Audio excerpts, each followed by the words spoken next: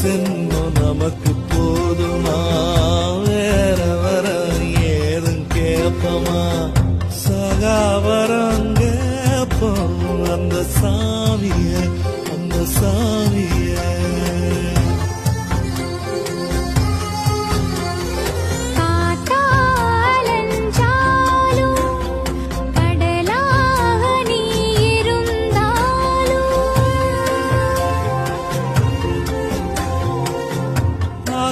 ஆகாசமான போதிலும் என்ன ஒரு எடுத்த போதிலும் சேர்ந்தேதான் பொறுக்கணும், இருக்கணும், கலக்கணும்.